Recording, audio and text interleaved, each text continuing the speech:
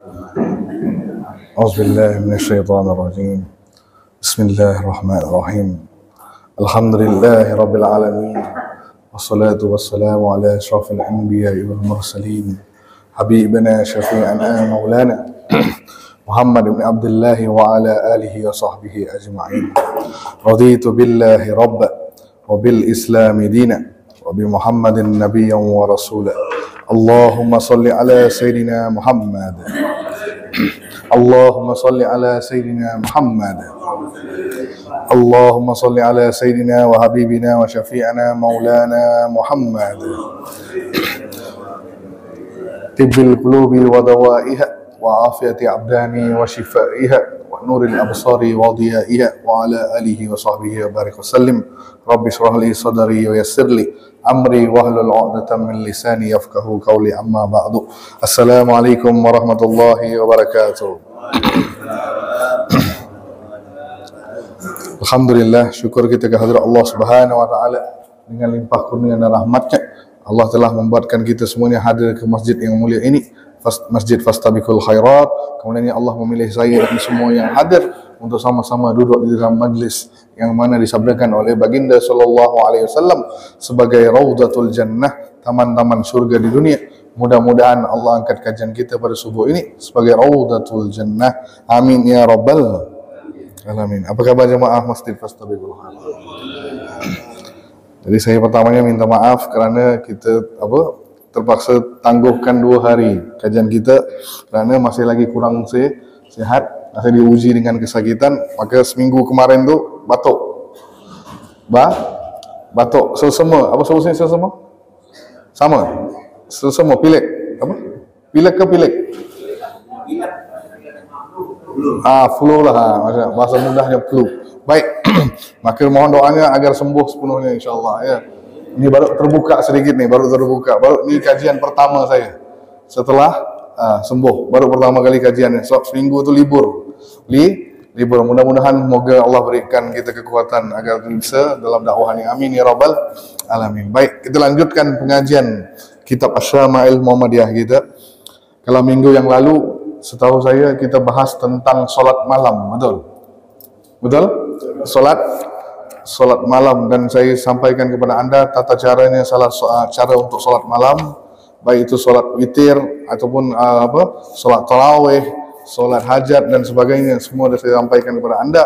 Baik, kita lanjut ke bab yang ke-41, yakni ini solat yang semua tahu, tapi ada yang anda tidak tahu tentang solat ini, yakni bab yang ke-41, bab solat duha Rasulullah sallallahu alaihi wasallam. Bab tentang solat apa? Solat apa? Solat apa? Tak dengar? Bab kurang dengar? Mic-nya. Okey. Double. Okey, bagi ke satu jap mic dalam. So mic dalam je. Pindahkan mic ke dalam ni. Dia bergema kan, dan suara pun tak berapa sangat ni. Mana? Tak mana? Mana? Yang urus mic. Ya, diatur mic-nya. Ya, masuk mic dalam je. So mic dalam. Dia bergema. Ya, berdengung. Apalagi suara berdengung.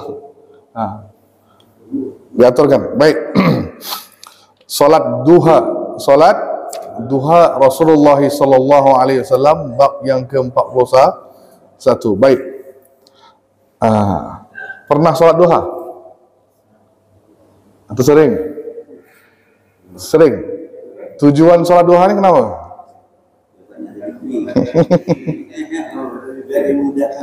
Baik, setiap di antara semua solat sunnah pasti satu solat ni dikaitkan dengan rezeki, betul? Pasti orang kata solat duha anda akan dimudahkan rezekinya. Betul apa betul? Betul apa betul? Yakin? Dari pertama dulu sebelum kita pergi bagaimana Nabi solat duha, kita lihat apa keutamaan solat duha. Baik, yang pertamanya, seperti disebutkan bahawa Nabi SAW, hadis yang sahih, hadis Muslim, daripada Abu Zar, Rasulullah sallallahu alaihi wasallam bersabda, setiap persendian itu salah satu di antara kalian harus bersedekah, disedekahi. Kan? Maksudnya apa? Setiap sendi tulang kita ni harus bersedekah. Apa? Setiap sendi tu tulang ni adalah harus bersedekah. Bagaimana nak bersedekah ya Rasulullah? Kan? Bagaimana nak sedekah tulang ni? Kalau sedekah wang kita tahu, nak sedekah tulang ni macam mana? Persendian kita. Maka Nabi sebutkan hadis, saya bacakan hadisnya dulu. Setiap tasbih adalah sedekah, setiap tahmid adalah sedekah, setiap tahlil adalah sedekah, setiap takbir adalah sedekah. Amar ma'ruf adalah sedekah, nahi mungkar adalah sedekah. Namun semua itu mampu diganti dengan 2 rakaat yang dilakukan pada waktu duha. Apa dia? 2 rakaat yang dilakukan pada waktu duha, maka anda telah bersedekah dengan persendian kita. Nah, tulang-tulang kita dah bersedekah. Ni sahih yang pertama. Jadi tubuh badan kita ni bersedekah, tulang-tulang kita bersedekah dengan cara apa? Menunaikan solat duha. Yang pertama. Yang keduanya disebutkan keutamaannya, yakni orang-orang yang mengerjakan solat duha. Maka disebutkan dalam suatu hadis Nabi sallallahu alaihi wasallam bahawa tidaklah orang yang menjaga solat duha kecuali orang-orang yang awabin. Apa maksud awabin? Solat duha itu adalah solat awabin. Siapa awabin? Awab maknanya ambil daripada kata awab. Awab tu maksudnya berasal daripada kata awabin daripada kata awab. Awab itu maksudnya kembali. Kembali kepada siapa? Awabin. Jadi orang-orang yang bertaubat, kan? Yakni orang-orang yang bertaubat disebut orang-orang yang kembali kepada Allah dengan melakukan ketaatan, maka disebut sebagai awabin. Orang yang dalam arti kata mudah, orang yang banyak bertaubat. Jadi orang solat yang duha, dia adalah termasuk daripada orang-orang yang banyak bertaubat. 2 dah saya sampaikan. Pertama, sedekah sendi. Yang kedua, orang yang solat duha ni orang yang suka bertaubat. Yang ketiga, ni hadis sahih semuanya ni. Ni dalil yang sahih saya berikan pada antum. Yang ketiga, di sinilah orang semula diambil salah, bukan salah kata lah katakan, mungkin dia salah menafsir dan sebagainya. Disebutkan bahawa keutamaan yang ketiga, Allah akan mencukupkan orang yang mengerjakan solat duha 4 rakaat. Siapa yang mengerjakan solat duha pada waktu duha 4 rakaat, maka Allah akan mencukupkannya. Jadi ulama ada yang menafsirkan cukupnya dari segi rezeki, tapi yang lebih banyak ulama mengatakan adalah dihindar daripada bahaya dan bencana musibah daripada waktu duha sampai sepanjang hari. Faham tu? Ni yang sebenarnya. Di mana datangnya pintu rezeki itu saya nak tanya antum. Ada situ? Tak ada pun. Jadi kenapa sering dikaitkan dengan rezeki? Maka ini salah tafsirnya orang-orang zaman sekarang. Yes, termasuk rezeki, tapi orang salah ngaitkan. Faham tak maksud saya? Rezeki itu bagi dia tak mikir itu. Jadi kita sempit rezeki itu, tak ada wang, dia solat duha. Betul? Ada duit, kesihatan berrezeki, isteri berrezeki, apa lagi? Rumah berrezeki, semua kan? Usia antum, kesihatan yang baik itu pun rezeki. Jadi orang ni nafsirnya duit. Situ masalahnya. Jadi bila antum solat duha beribu kali pun niatnya nak dapat duniawi, maka sorry, Allah tak akan beri. Maka anda beri antum satu kisah mudah, kan? Disebut dalam tafsir Ibnu Katsir tentang satu pasangan di zaman Bani Israel. Satu pasangan di zaman Bani Israel, kan? Jadi pasangan ini dia tu hidupnya miskin, saking miskinnya, kan? Berhari-hari tak ada makan. Maka jumpa Nabi Musa, kan? Sebelum jumpa Nabi Musa, si isterilah tanya dengan suaminya, "Bang, di mana ni? Kan kita dah hidup sangat miskin, orang pun tak ada yang nak tolong kita. Bagaimana sekarang? Kan kita ada seorang Rasul, Musa. Musa ni kan kalimullah. Kalimullah. Apa maksud kalimullah? Orang yang nabi yang dapat berbicara langsung dengan Allah. Jadi apa kata kalau kita berjumpa dengan Nabi Musa, minta Nabi Musa doa kepada Allah agar kita dihilangkan kemiskinan, diberikan kekayaan. Maka jumpalah pasangan ini kepada Nabi Musa. Nabi Musa pun berdoa, ya Allah, pasangan ini minta kaya, minta jadi kaya. Maka Allah pun memberikan jawapan kepada Nabi Musa. Maka apa kata Nabi Musa? Nah, ni jawapan daripada Allah. Apa jawapannya? Allah kata, aku akan jadikan pasangan ini kaya, tapi satu syarat, kayanya hanya selama setahun. Kayanya hanya selama setahun. Setelah 1 tahun berakhir, keluarga ini, pasangan ini akan kembali miskin. Sanggup apa tidak? Kata Nabi Musa kepada pasangan tu. Baiklah, kami nak rasa macam manakah kaya. Tak ada masalah, wahai Musa. Kan? Setahun pun dah terlebih bagi kami. Kan? Nah, tak apa, kami terima. Maka jadilah pasangan itu kaya selama setahun. Banyak hartanya, kaya lah. Nah, setelah setahun, Nabi Musa melihat pasangan ini masih juga kaya, tak miskin-miskin.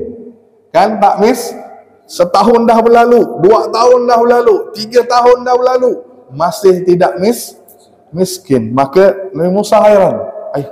Kata Allah dulu, orang ni akan kaya selama setahun. Kenapa orang ni masih kaya ni? Maka tanyalah Nabi Musa kepada Allah, ya Allah, bukankah engkau pernah kata pada pasangan ini, kau akan jadikan mereka kaya selama setahun? Tapi kenapa dia sekarang ini tidak miskin, masih tetap kaya? Maka apa kata Allah? Dahulu mereka minta aku bukakan satu pintu rezeki. Minta apa? Bukakan apa? Satu rezeki. Apa pintu rezekinya? Dibukakan dengan berdoa, ya Allah, jadikanlah aku kaya. Maka aku bukakan satu pintu rezeki itu, maka mereka menjadi kaya selama setahun. Tapi dalam tempoh setahun itu, mereka telah buka pintu-pintu rezeki yang lain. Apa dia? Bersedekah, menyambung silaturahmi. Apa lagi? Anda nak sebut? Apa lagi? Rajin tahajud. Semua ni. Nah, berpuasa. Maka mereka telah mengetuk pintu-pintu yang rezeki yang lain, maka mereka masih tetap kaya. Boleh faham? Boleh faham? Jadi tak semestinya antum solat duha sahaja Allah akan berikan rezeki. Faham tu? Buang fikiran tu. Maka kalau niatnya antum duit sahaja nak solat duha, maka sorry to say, tak akan dapat apa-apa. Ya, tak akan dapat apa-apa, malah akan jadi syirik. Tahu syirik? Apa syirik? Kan? Faman kana yarju liqa'a rabbi. Surah apa? Al-Kahfi kan? Faman kana yarju liqa'a rabbi falyamal amalan salihah wa la yusyrik bi ibadati rabbih ahada. Faman kana yarju liqa'a rabbi, barang siapa yang berharap untuk berjumpa dengan Allah. Nak jumpa dengan Allah nanti ni macam mana? Falyamal amalan solehah. Hendaklah dia beramal soleh. Solatnya ada, puasanya ada, zakatnya ada, ibadah hajinya ada, semuanya ada. Adakah cukup sekadar itu? Allah tutup ayat tu dengan peringatan untuk kita. Wala yusyrik bi ibadati rabbi. Dia tidak mensyirikkan Allah dalam setiap amal perbuatannya. Surah Al-Kahfi ayat 110. Fahim tu? Jadi kalau niat antum solat tadi ni nak dunia, maka itu syirik. Faham tak ni? Niatnya kerana dunia, maka syirik. Tapi niatnya kalau lillahi ta'ala, niatnya redha Allah, maka di situ akan masuknya segala kebaikan dunia, kebaikan akhirat. Fahim tu? Jelas? Jelas ya? Jadi solat duha bukan solat untuk rezeki. Perbetulkan minda anda. Fahim tu? Fahim tu? Okey, lanjut. Lanjut apa lanjut? Baik, saya bacakan hadisnya. Baik, lihat apakah Nabi solat duha apa tidak? Kita lihat. Hadis nombor 284. Seorang sahabat Muazzah bertanya kepada Aisyah, Aisyah isteri Nabi SAW, apakah Rasulullah melakukan solat duha? Maka Aisyah menjawab, ya, beliau melakukan solat duha sebanyak 4 rakaat. 4 rakaat, terkadang menambah sesuai dengan perintah Allah Subhanahu wa taala. Jadi daripada hadis ni kita tahu bahawa Nabi SAW kalau solat duha, solatnya berapa rakaat? 4 rakaat, tapi kadang-kadang baginda menambah sesuai dengan perintah Allah. Di sini maksudnya apa? Kalau ada orang solatnya 2 rakaat, sah apa tidak? Tetap sah, tak ada masalah. Kalau orang tu solatnya sampai 12 rakaat, sah apa tidak? Sah. Kalau ada orang tu solat sampai 8 rakaat, sah apa tidak? Sah. Yang penting di sini apa? Solat duha semampu kita. Boleh faham? Solat duha semampu kita. Jangan memberatkan. Hari ini nak 12, esok jadi 8, kan lusa jadi 6. Terus tak buat langsung. Nah, ini bukan istiqamah. Faham tu? Antum tetap jaga 2. Contoh ni saya ajarkan cara mudah ni. Kan? Minimal 2. Ada lebih waktu ni, masih belum ke kantor, masih ada waktu. Nambah lagi 2, jadi 4, kan? Bukan tadi yang 2 tu tetap istiqamah. Nah, jangan hari ini 12, esok 8. Semangat ni, aku nak 12, sunnah paling bagus. Jadi pada tak buat langsung. Ini yang Allah tidak suka. Maksudnya apa? Tidak konsisten. Ataupun disebut dalam kalimah bahasa Arab, istiqamah. Faham dong? Ini banyak, boleh faham ke? Beleter, banyak beleter hari ini. Tak apa? Bismillah. Maaf ya kepada yang puasa, maaf. Baik, lanjut ya. Selesaikan dulu. Baik. Baik, itu hadis yang pertama menunjukkan bahawa Nabi SAW solatnya 4 rakaat. Hadis yang lain pun sama. Sama daripada Anas bin Malik. Nabi SAW menunaikan solat duha 6 rakaat. 6 rakaat. Walaupun berbeza tadi hadis sebelumnya dengan hadis sekarang, semua sama. Nabi pernah 4, Nabi pernah solat 6, malah Nabi pernah sampai 8. Kan?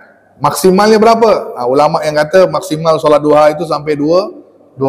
Tapi kalau nak lebih 12 pun boleh, kalau antum ada waktu silakan. Kan? Tak ada masalah.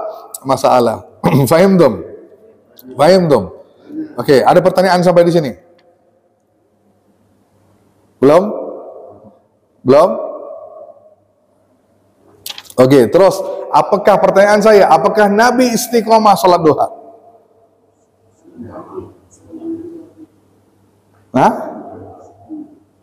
Istiqamah solat duha apa tidak? Tak, maksudnya Nabi istiqamah, maksudnya saya sunnah Nabi, maksud Nabi setiap hari mengamalkan sunnah solat duha apa tidak?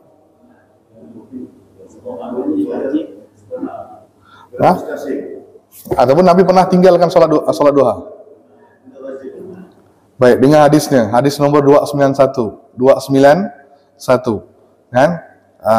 Seorang sahabat bernama Abdullah bin Syaqiq, ia berkata, aku bertanya kepada Aisyah radhiyallahu anha, apakah Nabi, Aisyah tadi dalam hadis yang lain tadi kata Nabi solatnya berapa tadi? 4 rakaat. Sekarang sahabat lain yang nanya, kan? Aku bertanya kepada Aisyah, apakah Nabi melakukan solat duha? Kan? Aisyah menjawab, tidak, kecuali jika beliau baru pulang dari berpergian. Maksudnya baru pulang daripada safar. Safar. Nah, ini satu hadisnya. Terus saya bacakan hadis yang lain. Ada yang nanya Rasulullah, ada yang nanya Ummul Mukminin Aisyah, Rasulullah tidak pernah melakukan solat duha sekalipun. Hadis Bukhari, hadis nomor 1128. Lihat, banyak kontradiksi hadisnya kan? Nah, walhal hadisnya sahih. Sahih. Aisyah kata Nabi jarang solat duha. Jarang solat duha. Kecuali kalau baru balik daripada perjalanan. Contoh musafir, pergi Singkawang kita kan, balik baru Nabi solat duha. Tapi kalau Nabi masih bermukim, Nabi tidak solat duha. Ini satu pendapatnya. Terus Aisyah yang kata yang lain. Apa katanya? Nabi tidak pernah melakukan solat duha. Maksudnya mungkin bermukim, Aisyah melihat Nabi tidak melakukan solat Duha. Maka apa? Kenapa ada kontradiksi di sini? Yang mana lebih rutin? Adakah kita jaga solat duha apa tidak? Yang mana? Ada hadis yang lain. Nabi ajarkan Abu Hurairah, ya Abu Hurairah, jaga solat duha. Nah, Nabi sampaikan kepada sahabat Nabi, kepada Abu Hurairah, jaga solat duha. Nah, yang mana kita nak ikut nih? Ya, kecuali musafir. Baik. Jadi kita ambil yang mana kita nak lakukan sekarang ni. Maka walaupun timbul perbedaan, maka yang paling bagus gini, senang. Solat duha kan dengan solat tahajud, mana yang lebih utama? Sebenarnya tahajud. Ketika mana ni lebih mudah ya? Ketika mana antum tertidur, tak bangun tahajud, terlupa, maka antum gantikannya pada waktu duha. Faham tak? Jadi kalau antum dah solat tahajud, maka tak solat duha pun tak ada masalah. Tapi kalau antum nak dua-dua pun boleh. Yang tak boleh tu dua-dua tak buat. Solat duha pun tak ada, solat tahajud pun lagi tak ada. Faham tak? Maka sahabat ni melakukan benar. Apa kata sahabat ni? Aku pernah lihat Abu Sa'id Al-Khudri, Nabi selalu melakukan solat duha sampai kami menduga Nabi tidak pernah meninggalkannya. Lihat, ni satu sahabat mengatakan, apa dia? Aku melihat Abu Sa'id Al-Khudri. Abu Sa'id Al-Khudri kata, aku melihat Nabi SAW melakukan solat duha sampai aku menduga bahawa baginda tidak pernah meninggalkannya. Namun, apa dia? Kadang baginda meninggalkannya sampai kami menduga bahawa baginda tidak melakukan solat duha. Jadi ada sahabat tu lihat Nabi solat duha, terus ni macam Nabi tak pernah tinggal solat duha. Pernah Nabi tinggalkan solat duha, tapi Nabi seolah-olah seperti Nabi tak pernah melakukan solat duha. Jadi di sini menunjukkan apa? Nabi mungkin depan kita tak buat, mungkin Nabi buat. Wallahu a'lam. Faham tum? Nabi. Tapi bagi kita, kerana banyak kekurangan kita manusiawi, maka harus ada solat-solat seperti ini untuk menampung kekurangan kita. Maka tak ada masalah. Jadi cuma bagi saya jangan jangan dipaksakan. Faham tum? Jangan diwajibkan untuk antum. Ni sunnah. Faham tum? Sunnah. Okey, ada pertanyaan? Ada pertanyaan? Silakan. Yang mau nanya silakan. Ya. Salat duha 4 rakaat, Nabi melakukannya 1 kali salam. Baik, bagus pertanyaannya. Belum saya sampaikan ke tata caranya. Baik, bagaimana tata caranya? Tata cara solat duha itu berbeda dengan solat malam. Kita dah bahas kemarin, kalau solat malam Nabi biasa solat dengan dua salam. Kemudian bangkit lagi dua salam. Tapi kalau solat siang, kalau Nabi solat siang, baginda akan dengan, kalau solatnya 4 rakaat, langsung 4. Nah, faham tak ni? Tak ada salam. Dia langsung tak seperti solat malam. Jadi langsung tahiyat awal. Kan? Tahiyat awal, boleh antum tahiyat awal ataupun antum langsung 4 rakaat pun boleh dengan 1 salam. Itu dia, gitu. Bebas. Siapa dia? Sini.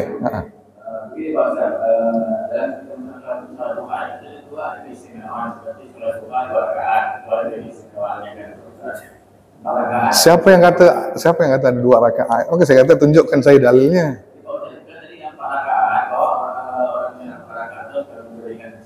Ya.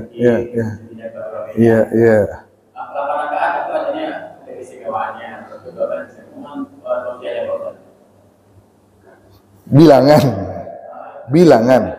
Maka saya kata tak ada hadis yang kata bilangan. Yang saya katakan tadi, solat duha secara umum. Orang yang solat duha secara umum, maka dia seolah-olah bersedekah. Seorang yang solat duha secara umum, dia seperti al-awab, orang-orang yang awab, orang yang suka bertaubat. Ini Nabi. Kenapa ada bilangan tadi? Itu cara Nabi solat. Faham dong?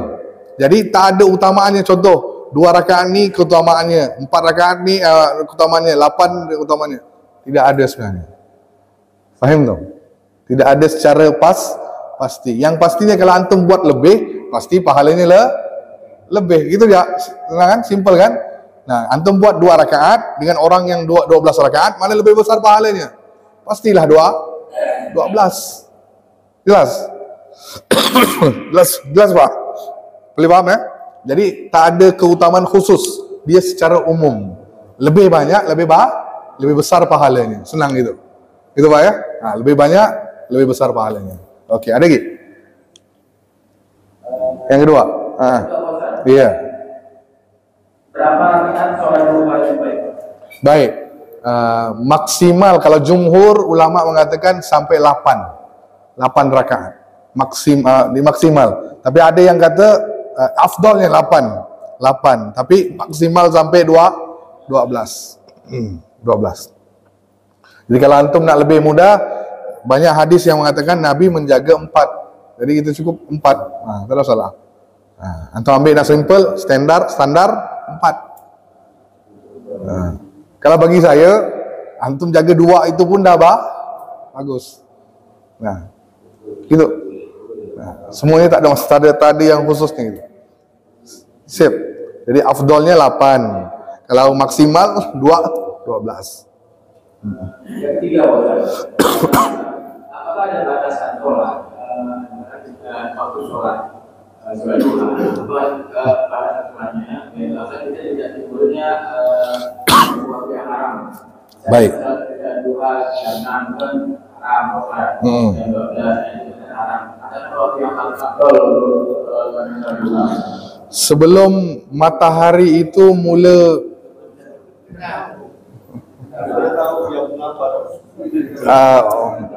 kalau di negara Arab tu Pak, panasnya tu sampai unta tak bisa tidur dah. Dia akan bangun dah. Itu waktu yang paling afdal. Jelas? Maksudnya apa? Bapak keluar tu panasnya tu dah mula, bapak tak bisa berdiri lama situ dah. Yes, boleh lah. 9-10 lah itu. Itu dah waktu afdalnya. Maksimalnya bila? 15 minit ataupun paling bagus lah, jangan 15 minit. Setengah jam sebelum zuhur. Berhenti. Ya, paling bagus. Ada yang kata 15 minit, tapi saya takut waktunya nanti. Lagi kita ambil setengah jam sebelum zuhur. Itu dah maksimal. Jadi kalau sekarang zuhur 11.45, jadi 11.15 tu dah selesai dah doa. Dah selesai doa.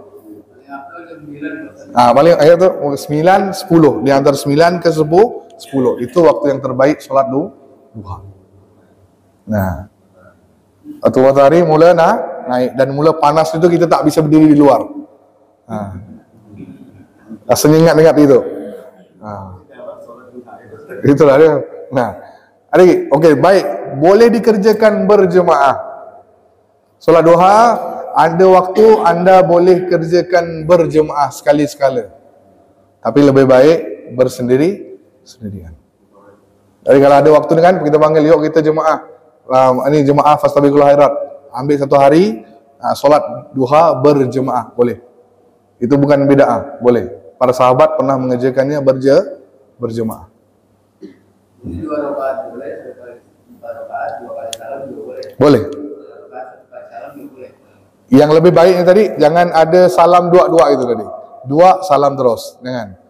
Jadi 4 baru salam. Jadi 2 rakaat saja itu minimal kan? Itu minimal solat kita 2. Okey, ada lagi? Silakan. Ayo Pak, Hidayat.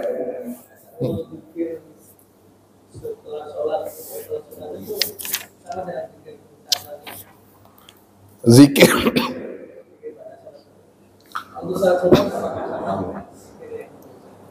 Zikir yang mana?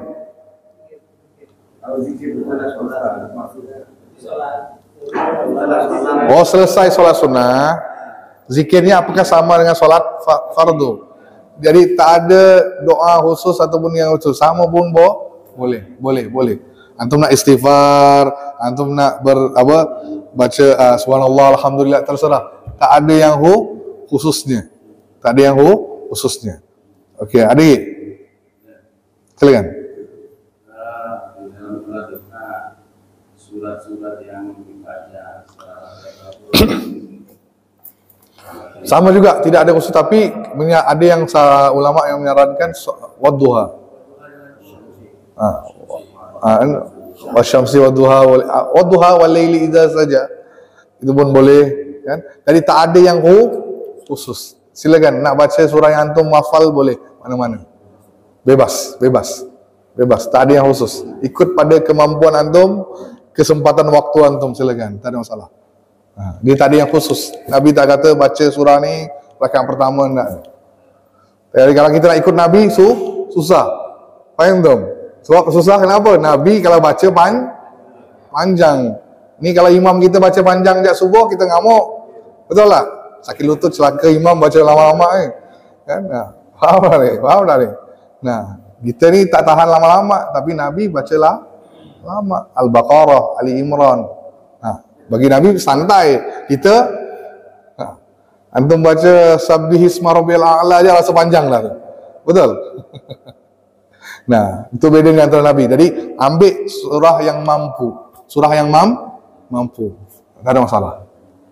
Ya, yang lebih bagus tu antum salah satu cara hadirkan khusyuk tu gimana? Khusyuk dalam solat. Salah satu caranya adalah antum memahami makna yang kamu baca. Faham tak ni? Jadi baca surah yang antum ngerti. Jangan baca Ar-Rahman tapi tak tahu makna Ar-Rahman. Faham tak? Bagi saya itu antum akan lebih khusyuk jika antum tahu apa yang antum baca.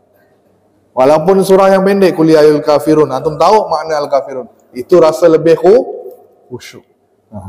Jelas? Ada lagi? Silakan. Wiridnya istighfar. Atau la ya apa?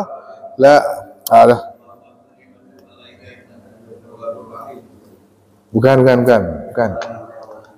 Bukan, itu tasbih apa? Subhanallah. Allah.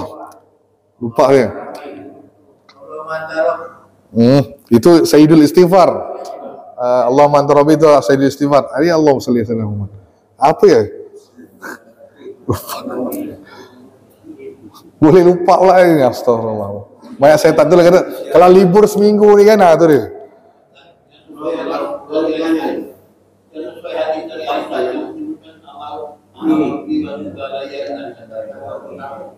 Tawwabur Rahim kan? Tak salah saya. Baginda, yang setahu saya ada satu yang baginda baca 100 kali. 100 kali. Saya lupa apa nanti saya sampaikan, saya ulang nanti Pak ya. Saya ada kalimatnya, saya lupa. Allahumma shalli. Tapi baginda baca, ada hadisnya, baginda baca sebanyak 100 kali selesai solat duha. Kalau antum nak baca la ilaha illallah wahdahu la syarika lahu, tak ada masalah. Lahul mulku kan, wa huwa ala bi kulli syai'in qadir, tak ada masalah. Itu pun dah bagus. Kan? Kan asyhadu la ilaha illallah wahdahu la syarika. Ataupun antum pergi doa masuk pasar, tahu kan? Udah tahu kan? Doa masuk pasar. Tahu apa tidak? Yang ke pasar. Iya Bu, apa dia?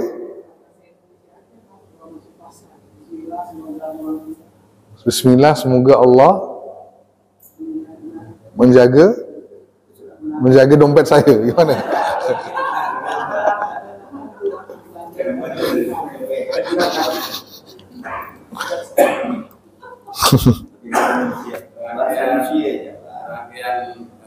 Setelah sholat duha itu doa yang Allahumma inna itu doa, antara doa-doa yang bagus, tapi bukan doa yang khusus yang diajarkan ini, tapi doa itu bagus diamalkan. Kan? Itu boleh dibaca, tak ada masalah. So, doanya bagus, bahasanya ayatnya itu indah, jadi tak ada masalah, boleh dibaca. Apa tadi Bu? Doa masuk pasar tadi, kalau baca dalam bahasa Indonesia tak ada masalah. Saya lupa satu zikir yang mana Nabi SAW suruh kita baca ketika masuk pasar. Sama juga dengan yang kita baca wirid tadi tu. La ilaha illallah wahdahu la syarikalah lahul mulku yuhyi wa yumit wa huwa hayyun la yamut biadikal khair innaka ala kulli syai'in qadir. Itu dia. Antum baca sekali maka akan diampunkan dosa sejuta dosa. Kan, diangkat sejuta darjat, diangkat, diberi sejuta pahala dan dijaga selama antum berada di pasar. Pasar ni semua Pak ya, mall, semuanya masuklah. Nah, supaya antum tidak berbelanja apa? Tidak berbelanja apa? Boros, mubazzir. Faham antum? Nak masuk mall nak beli pena tapi beli baju, celana. Nah, yang tak terfikir kita beli. Itu dia. Untuk hindar itu maka Nabi mengajar kita baca itu sekali. Sip? Okey, adik. Bu ada bu, adik. Udah? Adik? Ya, silakan. Luar tema daripada okey balik. Silakan. Oh, saf solat. Baik.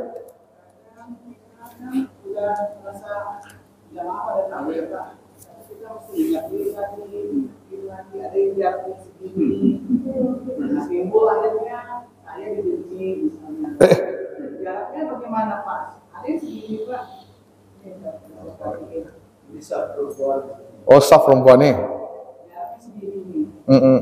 Ada yang begini, kita tempel. Iya. Tapi tambah luar begini, kita ukur lah. Kita kan juga. Iya, dah ni.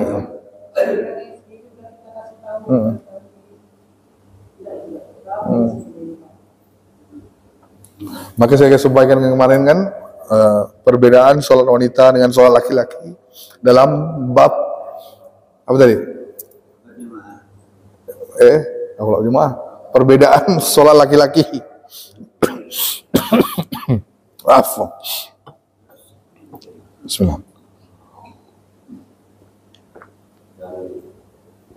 Secara umum solat laki-laki dan solat perempuan sama, tapi berbeda dalam 5 hal. Berbeda dalam 5 hal. Apa hal itu? Kena ada duanya berkaitan dengan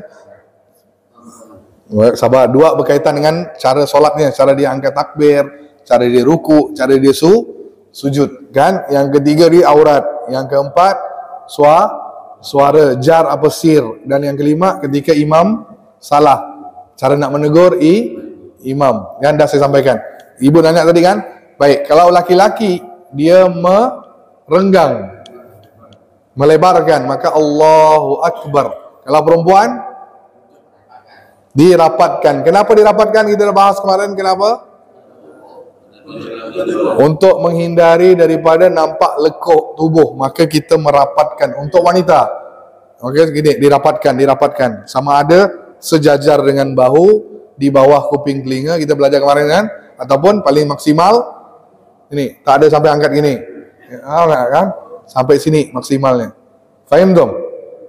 Jelas ya? Baik, bab sujud tadi. Sujud perempuan, ingat, kalau laki-laki dia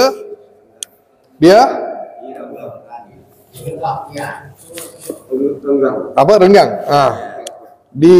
Ni dibuka. Kan? Dibuka gini. Kan? Kalau ibu-ibu dirapatkan. Maksudnya dia nyentuh ke perut kita, maaf, ke sampai dada, tutup gitu. Ya kan? Cuma bukan gini, tapi dia pas gitu. Tapi kalau dia solatnya gini, tetap sah. Cuma tidak sunnah yang kita bahas kemarin kan, cuma tidak sunnah, tidak mengikuti sunnah. Dari pas ini didekatkan gitu. Tapi laki-laki jangan solatnya apa nih? Nih apa nih? Ni tak boleh nyentuh lantai. Ya, saya lihat ramai, maaf, saya lihat di sini pun ada masih. Di sini masih ada, saya lihat jemaah. Ada yang buat gitu masih. Saya ingatkan nih. Bukan sakit, sehat saya nampak bapak tu. Muda-muda lagi, kalau sakit. Muda ya, kan muda yang nampak beliau ni kan. Jadi jangan, kalau anda sakit, kalau tak apa, kalau ruangannya sempit tak apa, kan? Contoh anda tu terlalu dah safnya tu terlalu apa? Rapat, maka anda tak dapat buat gitu, maka boleh gini, tak ada salah, kan? Tapi jangan lengan ni nentuh lantai. Jangan lengan nentuh lantai. Tak boleh. Kan? Yes.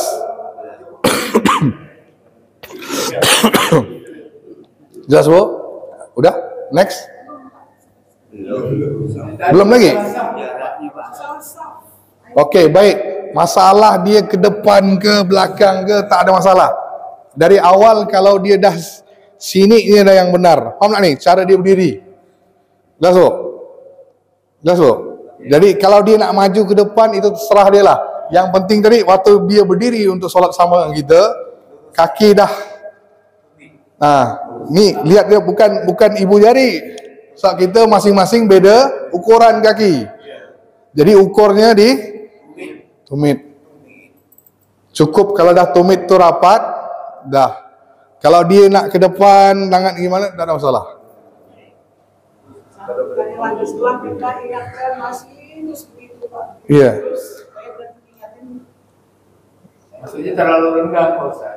Jadi sampai kaki ada yang sebelah sini jauh gitu jaraknya. Jadi kalau selama ibu sholat tadi, minta didekatkan. Masih seperti itu. Mungkin dia anggap husnuzon je lah. Mungkin masih lagi wabak pandemi belum berakhir. Tapi sholatnya sah nggak, Pak Ustaz? Sah sebab merapatkan saf itu cuma untuk menyempurnakan solat. Dia tidak masuklah rukun solat. Jadi tidak membatalkan solat kita. Tak ada masalah. Cuma ketika berdiri tadi, rapatkan, Bu. Kalau dia masih gitu, serah. Itu dia. Cuma tak boleh kita bahas.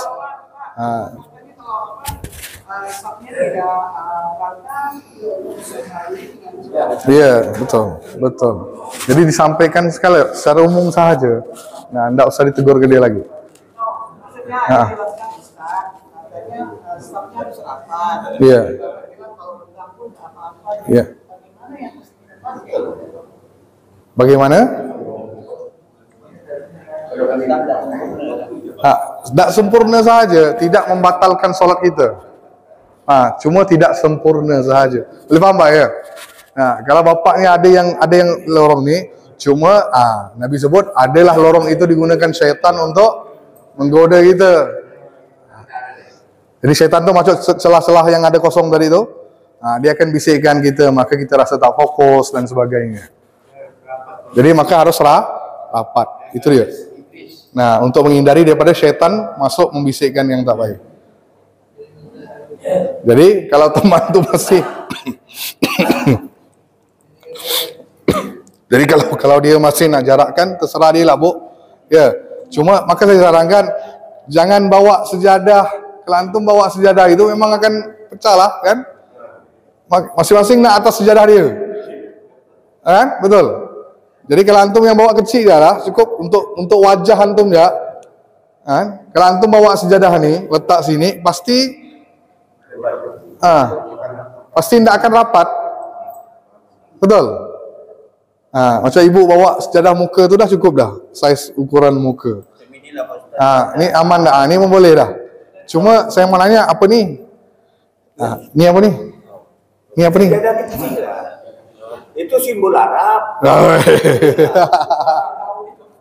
Bendera antum. Oh iyalah, pedang, pokok kelapanya. Kurma sama pedang. Tak ada masalah. Tak ada masalah, boleh. Ya, Arab saja dah. Saja gurau. Tahu? Iya. Maka saya kata cukup untuk muka saja, Bu. Jangan ni untuk dipaskan. Kalau mau letak sejadah untuk kita je, baik solat di rumah ya. Faham tak? Kalau ibu kan untuk muka saja, untuk ibu sujud ke, kan? Kadang kita pergi 40 hari dapat sejadah yang lebar. Iya. Saya pakai sehari-hari. jadi ini. Dan saya pesan kalau saya pakai apa namanya sejadah lebar timpa aja. Jangan ditimpa-timpa terus. Ada hukumnya juga nanti. Bu, tak boleh ditimpa terus, Bu. Ingat, sebab solatnya dia ada pembahasan yang lain, kan? Tak boleh di tempat yang tak rata antum solatnya. Bisa jadi sujudnya itu tak sempurna, kan? Pingkul sini naik turun, kan? Situ pun ada bahayanya. Yang hati-hati yang solatnya yang pakai sponge, ya ke? Ini nak. Ada yang bukan tebal, dia masuk ke dalam gitu. Sponge kan? Jadi solatnya itu jadi tak nih. Jadi dilapis sponge tu. Yang kan? Itu bisa menyebabkan solat kita tak sempurna. Ya. Lanjut tidur. Untuk tidur boleh lah tu kan? Okey, itu saja. Baik. Kita sambung lagi minggu depan. Wabillahi taufiq wal hidayah. Assalamualaikum warahmatullahi wabarakatuh. Tutup dengan tasbih kafarah. Subhanallah wa bihamdika. Asyhadu an la ilaha illa anta astaghfiruka wa atubu ilaik.